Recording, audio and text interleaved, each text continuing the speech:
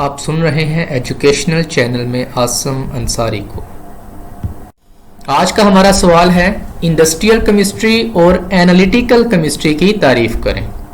تو سب سے پہلے ہم دیکھیں گے انڈسٹریل کیمسٹری، کیمسٹری کی وہ شاخ جس میں تجارتی پیمانے پر کمپاؤنڈز بنانے کے طریقوں کا مطالعہ کیا جاتا ہے، انڈسٹریل کیمسٹری کہلاتی ہے۔ کیمسٹری کی وہ شاخ جس میں تجارتی پیمانے پر کمپاؤنڈز بنانے کے طریقوں کا مطالعہ کیا جاتا ہے، انڈسٹریل کیمسٹری کہلاتی ہے۔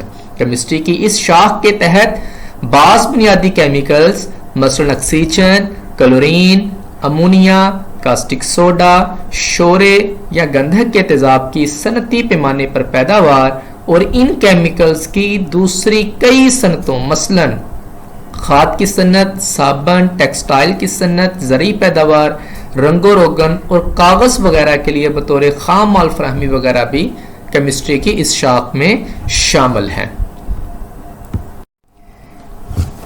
اینالیٹیکل کیمسٹری، کیمسٹری کی وہ شاخ جس میں دیے گئے کیمیائی نمونے کے اجزاء کی علیحدگی، ان کا تجزیہ اور پہچان و شناخت کی جاتی ہے، اینالیٹیکل کیمسٹری کہلاتی ہے۔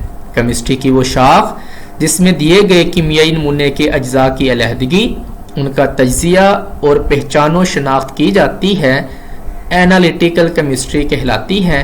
کیمیائی اجزاء کی علیحدگی نمونے کی کیفیتی لحاظ سے یعنی کہ کوالیٹیٹیولی اور مقداری لحاظ سے یعنی کہ کوانٹیٹیولی تجزیہ کرنے سے پہلے کی جاتی ہے۔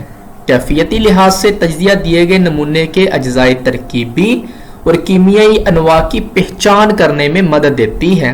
اب اس سے کیا مراد؟ اس سے مراد یہ کہ کیفیتی لحاظ میں جب آپ کسی بھی چیز کا تجزیہ کرتے ہیں تو اس میں ہم دیکھتے ہیں کہ وہ چیز یا وہ شے یا وہ کمپاؤنڈ کن کن چیزوں سے مل کر بنتی ہے، جس کو ہم اجزاء ترکیبی کہتے ہیں، اور اس کے اندر کون کون سے ایلیمنٹس پائے جاتے ہیں۔ مثال کے طور پہ اگر ہم پانی کو دیکھیں، پانی کی اگر آپ کوالٹیٹیولی انالیسس کریں تو ہم یہ دیکھیں گے کہ پانی جو ہے وہ کن کن اشیاء سے مل کر بنا ہوا ہے، وہ کون کون سے اجزاء ہیں جو پانی کو بناتے ہیں۔ مثال کے طور پہ پانی ہائیڈروجن اور آکسیجن سے مل کر بنا ہوا ہے۔ دوسری جانب مقداری لحاظ سے تجزیہ نمونے میں موجود ہر جزو کی مقدار متعین کرنے کے کام آتا ہے۔